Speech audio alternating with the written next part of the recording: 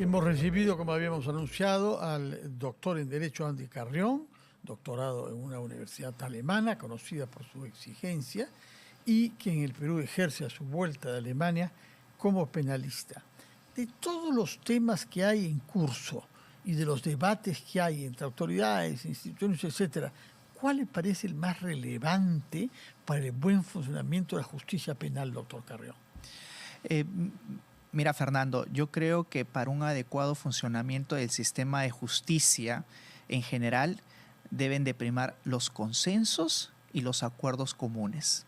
Y lamentablemente, al día de hoy, tenemos a las principales autoridades, Poder Ejecutivo, enfrentado al Poder Judicial, enfrentados a su vez al Ministerio Público y a su vez también enfrentados el Ministerio Público al Poder Legislativo y al Poder Ejecutivo. Entonces, tenemos el día de hoy, Fernando, si es que hablamos del principal inconveniente del funcionamiento del sistema de justicia, estos enfrentamientos por, diría yo, intereses personalísimos, a los cuales se suma, por cierto, también el ministro del Interior, conjuntamente con la presidenta, por las múltiples investigaciones que tienen. Y claro, que no les se le ha deja... ocurrido mejor idea que pedir, es decir, demandar constitucionalmente a la señora fiscal de Nación, Delia Espinosa, ante la justicia, pero constitucionalmente también ante el Congreso. Sí.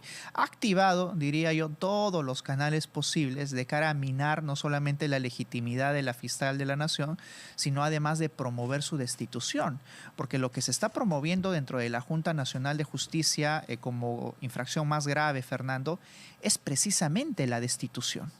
Y luego, digamos, con esta acusación constitucional, también la misma finalidad. Con lo cual, el mensaje desde mi perspectiva es clarísimo, ¿no? Si te metes con un ministro de Estado, pues pones en juego también tu puesto, así seas la fiscal de la Nación. Como acabo de decir, son dos procedimientos diferentes. Uno es ante la Junta Nacional de Justicia y otro es ante la Subcomisión de Acusaciones Constitucionales. Para que quede claro, por si acaso alguien no lo haya oído. Ahora bien, hemos recibido esta mañana al doctor Luciano López, que usted conoce, quien ha asumido la defensa de la fiscal de la Nación frente a estas acusaciones. Y lo que él ha sostenido es, uno, que se presume que se ha aplicado una ley derogada, que no estaba derogada, ha sostenido él. En segundo lugar, ha sostenido también que el tema estaba judicializado ya, porque el coronel en retiro, que había presentado la denuncia inicialmente, había presentado un recurso de amparo ante la justicia. De manera que la decisión que se pueda tomar interfiere con un proceso judicial en curso. Explíquenos su opinión sobre esta doble afirmación. Sí, yo creo que aquí hay que primero señalar, Fernando, de que no existe nadie por encima de la ley. Todo sea una presidenta del Poder Judicial, puede ser investigada por la Junta Nacional de Justicia. Y a mí me preocupan mucho las oportunidades de estas denuncias, ¿no? Porque uno podría creer de que en efecto existe mérito para que la Junta Nacional de Justicia investigue a la presidenta del Poder nada menos judicial, pero la oportunidad cuenta. Y el problema es de que durante los últimos tiempos, desde que ha sido elegida la presidenta del Poder Judicial, ha sido como una barrera de contención al Ejecutivo y a sus propuestas más bien populistas normativas. Y eso yo creo que no ha calado muy bien en el Poder Ejecutivo. Pero yendo al fondo jurídico, Fernando, sí, yo creo que desde mi perspectiva existe una aplicación de una norma derogada. Puede ser la interpretación de que la norma derogada pueda guardar algún tipo de relación con la norma vigente, pero en rigor ha sido una norma derogada. ¿Cuál es esa norma derogada? Bueno, es una norma que implica de alguna manera la admisibilidad de ciertos ámbitos de la casación civil. Y esa es una discusión, digamos, jurídica que ha invocado el coronel y que simplemente por no haberse dado la razón, es decir, no se le dio la razón y por eso es que está también recurriendo a la Junta Nacional de Justicia, se ha ido al amparo. Y lo que señala, y en esto lo dice muy bien el abogado Luciano López, es de que como existe todavía un procedimiento judicial en curso, es decir, el amparo, pues entonces no podría ser posible cuestionar esta decisión previa, porque ya los ámbitos judiciales internos se encargarán de corregir esta decisión a la que han abordado estos 5 jueces supremos. Sin embargo, esa es una postura que existe dentro de este tipo de dilucidaciones jurídicas, Fernando, porque la otra es más bien de que no se tiene que esperar a una decisión firme dentro del Poder Judicial o del sistema judicial, porque puede un juez o un fiscal eventualmente cometer, por ejemplo, un delito de prevaricato y no tiene que ser dilucidado en una última instancia para que recién pueda ser cuestionada esa decisión ante una clara aplicación de una norma derogada, por ejemplo. Sin embargo, sí me sorprende la celeridad con que le han abierto indagación, la postura de la admisibilidad promovida por la Junta Nacional de Justicia y el plazo únicamente de 10 días para hacer los descargos. Estamos ante estas investigaciones sumarísimas, sumarísimas, Fernando, que en rigor ya deberían de haber pasado a la historia, porque precisamente en las investigaciones sumarias es donde no se garantiza la adecuada defensa de quien está siendo acusado, imputado, en este caso administrativamente. Tendrá 10 días en el que tendrá que hacer sus descargos y posteriormente pues se tendrá el pronunciamiento de uno de los miembros de la Junta, que luego someterá al Pleno de cara a si en efecto corresponde la sanción más grave, que en este caso sería la destitución. Pero hay que decir algo también. Esta resolución, que fue firmada por 5 jueces supremos, Fernando. No solamente por la señora Garete. No solamente por la presidenta del Poder Judicial cuando se conformó la Sala Constitucional de la Corte Suprema, tuvo un ponente, un juez supremo ponente, que es quien en rigor elaboró la decisión, que ahora es presidente de la Corte Superior de Justicia de Junín, Corrales apellida, y él fue en rigor quien planteó esta resolución para que los jueces puedan acompañar una firma, porque se tiene que hacer votos con mayoría. Si uno atiende a la gradualidad de la participación en la responsabilidad, partiendo de que en efecto se ha invocado una norma derogada, pues tendría que proporcionalmente aplicarse la sanción más grave a quien firmó la resolución y otra más leve a quienes de alguna manera pues no aplicaron un procedimiento de debida diligencia y acompañaron la firma dentro de esta resolución, que de ninguna manera podría ser la destitución, Fernando. Y ¿Por qué no? ¿Por qué? Porque yo creo que si uno analiza el grado de intervención en la firma de la resolución, pues tendría que ser el principal responsable quien elaboró la resolución y los demás tener una responsabilidad menor, entendiéndose los otros 4 jueces supremos que acompañaron la firma de esta resolución que luego fue publicada. Pero hay una experiencia interesante en el caso de Tineo Cabrera. En una ocasión, este juez supremo firmó una resolución cuyos jueces supremos habían decidido en otro sentido. Y dijeron, bueno, para corregirnos de una decisión, pues declararon nula toda la decisión que en su oportunidad había sido sometida a su jurisdicción. En este caso podría ser este elemento correctivo, pero igual la infracción ya se habría cometido. Por ahora apelaríamos a la razonabilidad de la Junta Nacional de Justicia, que por cierto son nuevos miembros, están estableciendo nuevos criterios, ¿no? Distintos a los que ya habían interpuesto los miembros de la anterior conformación de la Junta Nacional. Entonces yo creo que ahora más bien se va a poner a prueba si esta Junta Nacional de Justicia, Fernando, es garantista o no de los debidos procedimientos que debe invocar todo administrado, en este caso un presidente de un poder del Estado o incluso algún juez supremo, sea del Poder Judicial o fiscal supremo. A esta multiplicidad de fricciones entre instituciones y cuestionamientos, etcétera, hemos mencionado el caso de la Fiscalía y del Poder Judicial y el Congreso y el Tribunal Constitucional y la Junta Nacional de Justicia, se añade ahora la Contraloría General de la República. Hay un debate porque se hizo una denuncia por desbalance patrimonial de la señora presidenta. Esto tenía su origen en una auditoría de la Contraloría hecha en la época del Contralor General Nelson Schack, cuyo rigor y cuya independencia conocíamos. El de ahora no lo conocemos. Lo que estamos viendo más bien es que ha habido una decisión diciendo no hay ningún desbalance patrimonial acá, pese a que el monto de los saberes en el banco de la señora Boluarte ha subido, creo, 4 o 5 veces. Y lo curioso es que la funcionaria que ha firmado eso hace un mes que no está en el Perú. Sí. Su opinión sobre el papel de la Contraloría. Mira, es un poco contradictorio, es contradictoria la actuación de la propia Contraloría como institución, Fernando, porque como tú bien señalaste en una primera oportunidad, cuando todavía la regentaba Nelson Schack, pues él señaló de que habían irregularidades y que estas regularidades ameritaban una investigación. Posteriormente se cambió de presidente que dirige esta institución y luego, sorprendentemente, tenemos un informe de la Contraloría que en principio contradice la elaborada por la propia Fiscalía de la Nación Y en segundo lugar, que no ha identificado, por ejemplo, y esto lo dice la Unidad de Inteligencia Financiera, cuentas que en su oportunidad no habían sido declaradas por la propia Presidenta de la República. Entonces, ¿cómo uno puede llegar a afirmar? Error grosero. Desde mi perspectiva, sí, Fernando, porque uno para hacer un análisis de esta naturaleza tiene que tener toda la evidencia sobre la mesa. Y si es que la Unidad de Inteligencia Financiera ha señalado de que hay cuentas que no han sido declaradas por la Presidenta de la República, la pregunta que cae de madura es, ¿han sido tomadas esas cuentas dentro del análisis de la Contraloría? Y es más, ¿no? La Contraloría, a diferencia de otras instituciones, debe de tomar en cuenta que en solo 3 años, Fernando, la Presidenta ha tenido un incremento de ingresos de cerca de 630,000 soles. Y no estamos hablando de una empresaria, estamos hablando de una funcionaria pública cuyos ingresos son perfectamente rastreables. Es decir, uno puede calcular exactamente, porque el ingreso es formal, oficial del erario público, si es que realmente eso constituye un desbalance patrimonial.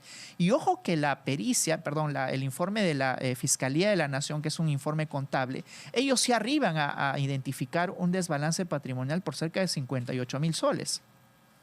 Y ojo, sin tener en cuenta todavía algunos otros ingresos que podrían ser pasibles de ser incorporados y ampliar el desbalance que ostenta el día de hoy la Presidenta. Pero tenemos por un lado ahora, Fernando, un informe de la Contraloría que indica de que no hay ninguna irregularidad y que los ingresos de la Presidenta se condicen con los ingresos. Y tenemos por otro lado el informe de la propia Fiscalía de la Nación que sí señala más bien irregularidades en las cuentas de la Presidenta de la República. Finalmente va a tener que ser la Fiscalía de la Nación quien dilucide este dilema. Ya convocaron, me parece, algunos testigos, que han convocado a los peritos para que expliquen cuáles han sido no solamente la metodología que aplicaron, sino por qué arribaron a esas conclusiones. Un aumento patrimonial de 631,000 soles y la Contraloría no ve nada extraño ahí. Realmente tenemos de qué sorprendernos. Yo quisiera preguntarle y apelar a su experiencia de 7 años en Alemania para preguntarle su opinión sobre la prisión preliminar. Porque se ha argumentado que se ha venido cometiendo muchos abusos de ella. Y para que no se hayan abusos, se elimina. Sería más o menos como que si alguien comete muchos abusos excediéndose la velocidad del auto, que no existan autos o que no se usen autos. Realmente no veo la lógica de porque se cometen abusos acabamos con esta institución. Y otros argumentan de que no existe en otros países, que es una prisión por adelantado que se ha inventado acá. Explíquenos cuál es la experiencia en Alemania y los demás países europeos que usted conoce bien. Es absolutamente falso afirmar de que en otras latitudes no existe la figura de la detención preliminar, Fernando. Existen y en la mayoría de países civilizados. Si hablamos de Alemania, existe precisamente en alemán el término de la detención preliminar. Existe en Francia. Con los mismos criterios que acá se exigen, es decir, que hay una prognosis de pena considerable, 2, que un riesgo de obstrucción a la justicia y falta radio. Pero por supuesto, Fernando, pero aquí ya no estamos hablando de instituciones jurídicas, sino estamos hablando ya de personas y de sociedades en las que se aplican esas normas. El día de hoy, por ejemplo, no está permitido que un carro avance cuando está la luz en rojo. Y es poco probable que alguien la cumpla. Está la misma norma que rige en Perú y la misma norma que rige en Alemania, pero en Alemania es poco usual más bien de que los conductores se pasen una luz roja. Entonces no estamos hablando de instituciones, estamos hablando ya de sociedades que aplican o no una determinada norma. En Alemania, por ejemplo, existe perfectamente aplicada la norma de la detención preliminar, que los fiscales y los jueces saben razonablemente en qué circunstancias se aplicarla y obviamente no instrumentalizan en ocasiones esta figura para generarse, por ejemplo, colaboradores eficaces.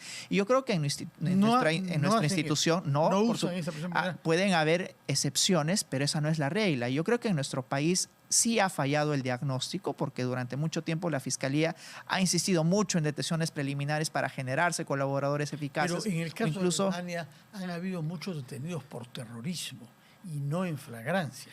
Y se les ha sometido a una prisión preliminar. ¿Cuánto tiempo puede durar en Alemania una prisión preliminar? Puede durar hasta 25 días. 25 días. Ahora, en casos de terrorismo puede extenderse aún más, pero estamos hablando ya de terrorismo islámico, estamos hablando de otro tipo de conductas terroristas que son perfectamente identificables con la gravedad del hecho. O sea, en ocasiones puede solo la gravedad del delito ameritar que se imponga una detención preliminar. Eso sí. Y el riesgo de fuga. Y el riesgo de fuga en consonancia con la gravedad del delito, pero para casos, Fernando, muy excepcionales. Es más, si uno quiere explicar cómo funciona la cárcel en otra latitud, cuando existen ya sentencias condenatorias, a veces el propio imputado tiene que sacar una cita para decir cuándo va a cumplir la pena en la prisión, ¿no? Hacen cola para ir a la prisión. En Perú no, tienen que ir y capturarlo. Entonces, esas realidades son distintas, pero eso no significa que la institución como tal, es decir, de la detención preliminar, sea por sí misma nociva para nuestra sociedad. Y yo creo que ahí han errado no solamente los congresistas de la República, sino sobre todo el Ejecutivo. Y los congresistas hay que reconocer que se han rectificado. Que se han rectificado una nueva versión. Y que ahora la Comisión de Justicia han opinado de que se debe aprobar por insistencia en el próximo pleno.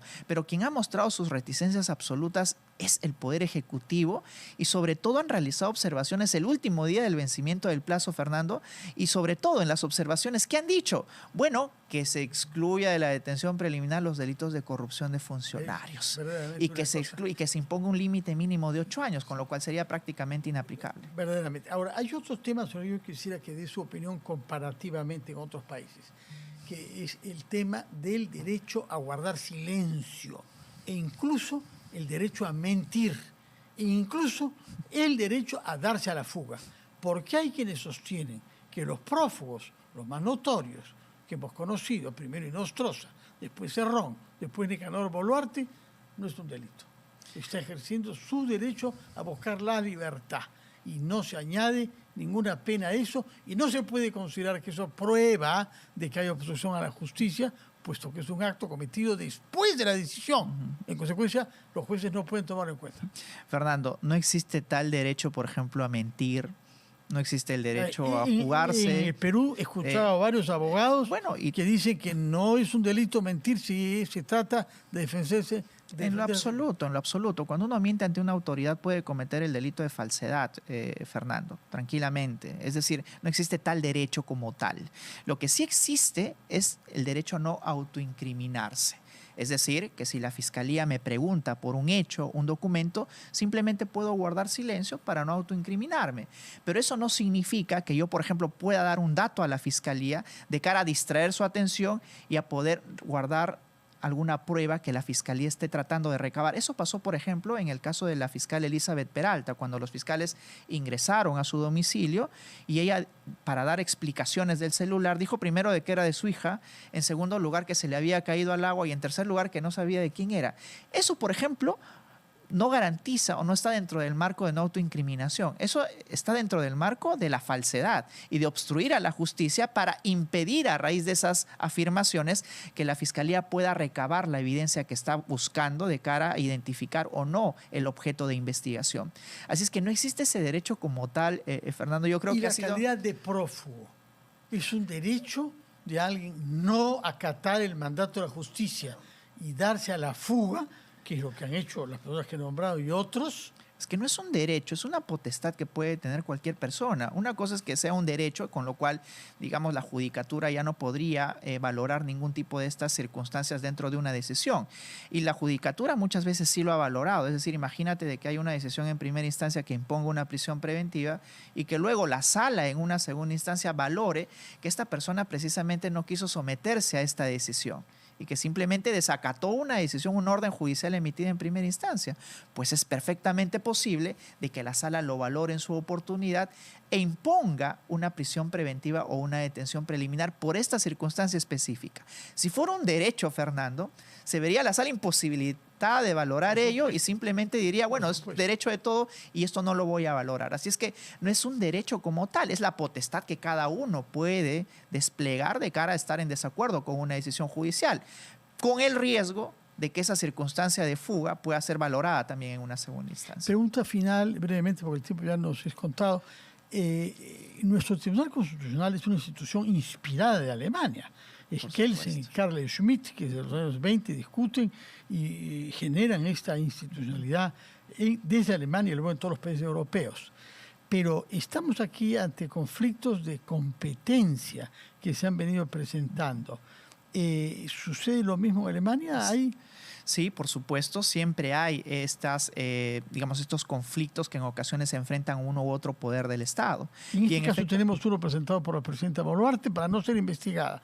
Es un conflicto de competencia contra, a la vez, el Poder Judicial y el Ministerio Público. Por supuesto, y no solamente la conformación constitucional está a ojos de Carl Schmitt y tal como lo ha señalado de Kelsen también, Fernando, sino además nuestro propio Código Penal y Procesal Penal. Tú preguntabas si en Alemania sucede lo mismo. Bueno, casi es una copia nuestro Código Penal de lo que sucede en Alemania. Pero claro, ese código no ha solucionado nuestros problemas que son distintos a los de un primer mundo.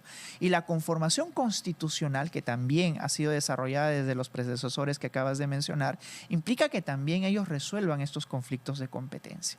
En ocasiones se pueden someter a una jurisdicción resolutiva dentro de la propia Corte Suprema, pero la mayoría de ocasiones, dependiendo del conflicto de poderes que se regenta, dentro del Tribunal Constitucional. Y de hecho, incluso el Tribunal Constitucional ya ha venido resolviendo conflictos de la propia Unión Europea, Fernando. O sea, ya no se circunscriben únicamente a poderes de un determinado país, sino también a poderes, incluso enfrentamientos económicos dentro de países de la Unión Europea. Doctor Andy Carrero, muchas gracias por estar acá y por permitir que aprovechemos de su experiencia, no solamente de doctor en una universidad alemana, sino sobre todo también la experiencia que ha tenido usted por los años que ha vivido ahí.